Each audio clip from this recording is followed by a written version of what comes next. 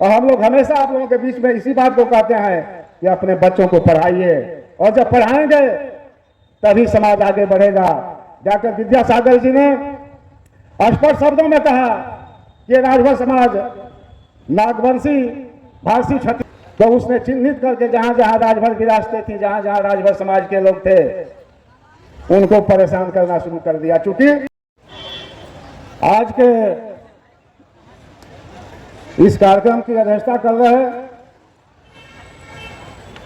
भाई प्रधान जी धीरेन्द्र राजभर जी, और इस कार्यक्रम जयंती समारोह कार्यक्रम के मुख्य अतिथि भारतीय जनता पार्टी के प्रवक्ता माननीय त्रिपाठी जी,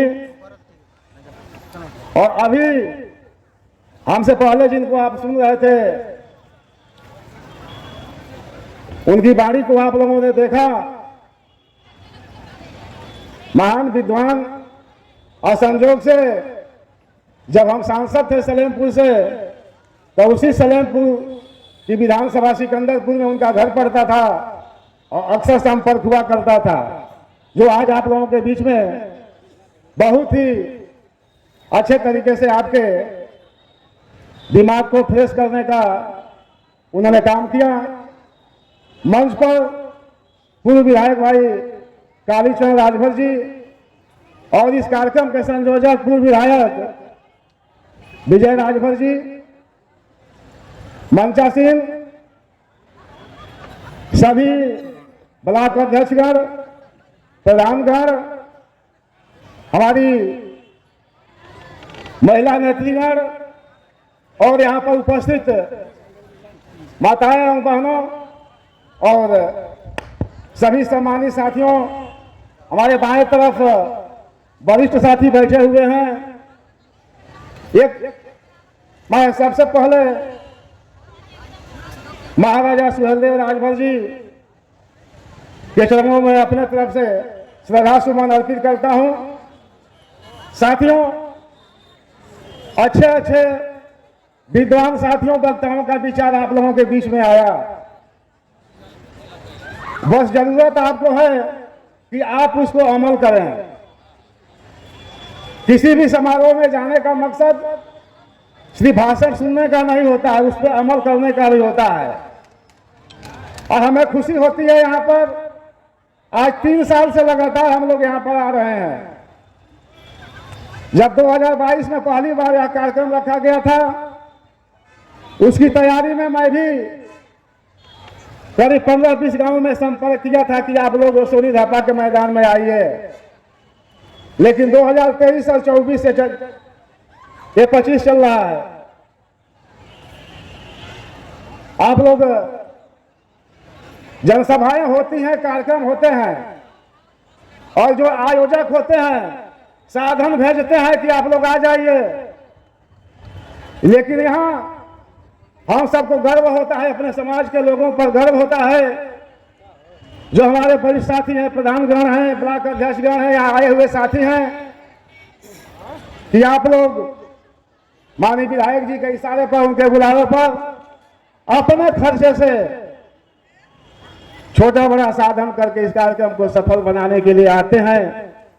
इसलिए हम आप तमाम आए हुए साथियों का अभिवादन करते हैं, वंदन करते हैं और स्वागत करते हैं कि आप अपने घरों से, अपने खर्चे से चलकर अपने आराध्य महाराजा सुहेलदेव राजभर जी का जन्मोत्सव मनाने के लिए यहाँ पर अपना अमूल्य समय देते हैं। साथियों, 2 मिनट का समय मिला है। मैं ज्यादा बड़ी बात नहीं कहना चाहूंगा, लेकिन इतना जरूर कहना चाहूंगा, यहाँ पर हमारे विद्वान साथियों के द्वारा कुछ नारे दिए गए हैं। एक हमारे मुख्यमंत्री जी नारा दे रहे हैं कि बांटोगे तो कटोगे। प्रधानमंत्री जी बोल रहे हैं कि एक रहोगे तो सेफ रहोगे। और इसका जीता जागता उदाहरण मैं आप लोगों को बताना चाहूंगा। जैसे अभी चर्चा हो रही थी, हमारे डॉक्टर विद्यासागर जी ने, जो महान विद्वान है, मुगल आक्रमणकारियों के विषय में बताया कि इस देश में आजादी के पहले छोटी छोटी विरासतें थी और लोग आपस में ही लड़ा करते थे। जिसका फायदा उठाकर विदेशी आते थे गुजरात साइड से और वहां से राजस्थान दिल्ली होते हुए यूपी भी पहुंच जाते थे।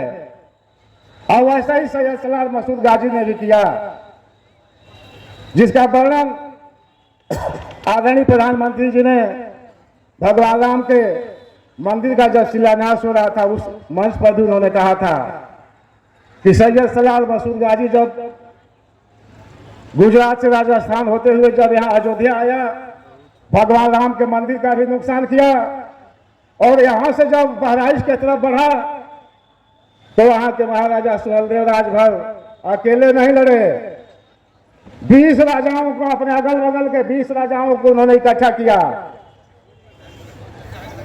जैसे जो नारा आया कि बटोगे तो कटोगे, इस पर बता रहा हूं कि महाराजा सुहेलदेव राजभर जी ने 20 राजाओं की एक नेतृत्व किया और 20 राजाओं की एक टीम बनाई, एक हुए 20 लोग और 1.5 लाख सेना जो सैयद सलार मसूद गाजी की थी उसका नेस्ता नबूद किया, सैयद सलार मसूद गाजी को भी मारा। और सबसे बढ़िया नारा हमारे पूर्व विधायक भाई कालीचरण राजभर जी ने आज इस मंच से दिया कि पढ़ोगे तो बढ़ोगे। हमारे समाज के लिए सबसे जरूरी यही है। भारत के संविधान निर्माता डॉक्टर भीमराव अंबेडकर जी ने कहा था कि शिक्षा वह शेरनी का दूध है, शिक्षा वह शेरनी का दूध है जिसने उसको पी लिया उसको कोई हिला नहीं पाया। यानी आप पढ़ेंगे, शिक्षा लेंगे तभी जा करके तरक्की करेंगे। और हम लोग हमेशा आप लोगों के बीच में इसी बात को कहते हैं कि अपने बच्चों को पढ़ाइए और जब पढ़ाएंगे तभी समाज आगे बढ़ेगा।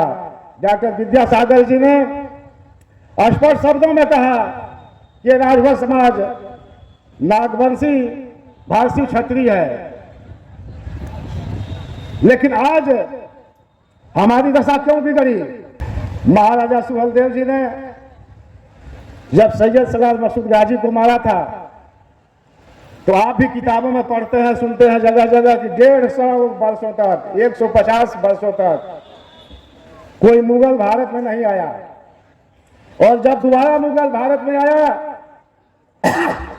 तो उसने चिन्हित करके जहां जहां राजभर विरासतें थी, जहां जहां राजभर समाज के लोग थे, उनको परेशान करना शुरू कर दिया। चूंकि महाराजा सुहेलदेव ने उनके अगुआ को मारा था, उसका बदला लेने के लिए